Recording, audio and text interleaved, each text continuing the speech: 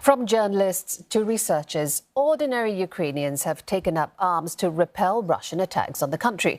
Though many have little or no military experience, they are still determined to bolster the Ukrainian forces, which are heavily outnumbered. CNA's Jeremy Coe spoke with some of these volunteer soldiers. 50-year-old Lesia Ganja was a journalist and editor-in-chief of a news website. But after the Russian invasion of Ukraine, she joined the Kyiv Territorial Defense Forces, serving as, among other things, a drone pilot. From the beginning of the war, and worked as a war reporter. And for me, it was a very logical step to be a soldier. I just began to train in the army and never piloted drones before the war. And as for me, it's a big challenge, because it's very difficult to study something new and very new, and then you have no other previous experience to do. Lesia says her 27-year-old daughter also wanted to join the army, but she stopped her from doing so for her safety. As for herself, Lesia is prepared to stay in her new military role for as long as it takes. The war has become Europe's biggest and deadliest since the Second World War, and despite tens of thousands of deaths on both sides, it's continuing with no end in sight. But last week, as Ukraine marked the first anniversary of the Russian invasion, President Vladimir Zelensky pledged to push for victory this year, as he congratulated Ukrainians on their resilience.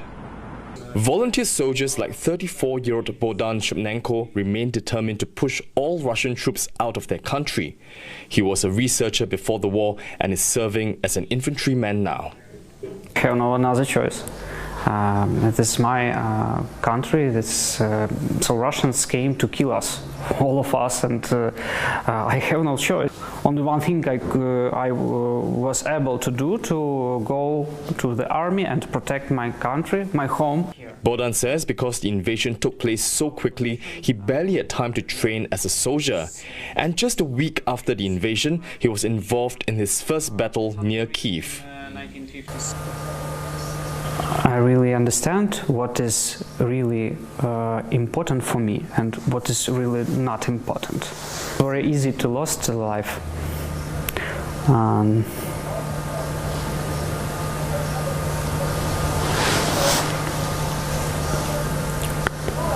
So we have to understand that every day for us could be or can be the last, because we have no any chance to stay alive.